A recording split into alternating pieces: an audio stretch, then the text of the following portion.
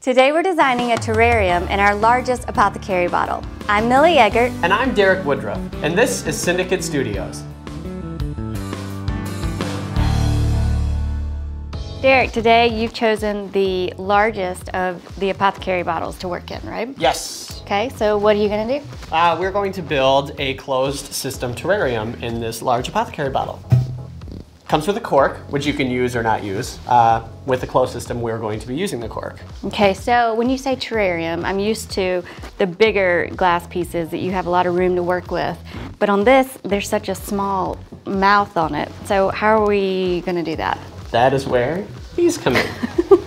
Those make me laugh because the whole time I've seen them, I've been wanting to tweeze your eyebrows from way over As here. if I need it. So, the forceps will come into play in a little bit. Okay. We'll start to build this terrarium from the bottom up. We'll start with a little bit of moss and stone for a little forest floor. Then we'll add our branches. I've got some nice little birch branches here. And then we'll finish off with adding our air plants with a little bit of hot glue. All right, sounds good. And what I'll do is we'll just break this up into some smaller pieces so that it fits through the neck of the vase here. Okay, and just drop it in? Mm-hmm.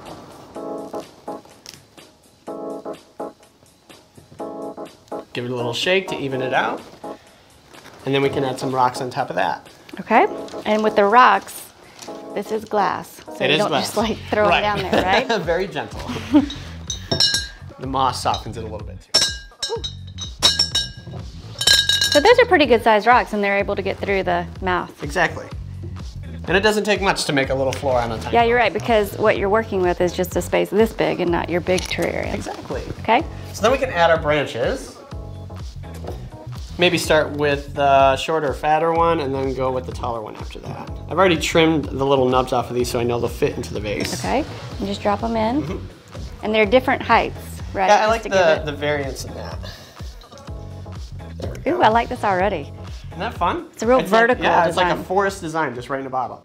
So, we're gonna add the largest air plant first, and I kinda want it to rest at the bottom. So we may have to fish this in there with these forceps here, or I might just get lucky as I drop it. All right, so that one's down in there, and you aren't using any glue or anything with that. Not with that one. You're just letting it rest in there, okay? And then the other two, we're going to treat them as epiphytes like they would grow in nature. So we would attach them to the branches with just a little bit of hot glue. Okay, so epiphytes. Epiphytes. What are epiphytes? Epiphytes mean that they grow on top of something. So even when you glue it to it? Well, I mean, you know, I'm simulating nature here. So I'll add a little bit of hot glue. Okay. And then we'll just stick them. That's the plan. And then, voila. Booyah. Perfect. That does look really cool because it gives some green up top, whereas not everything's on the bottom. Exactly. It's our own little environment. And this one, actually, see, now that I see that this branch has a little blunt end on the top of it, this guy can probably rest right up on top of that. Okay. Let's do it.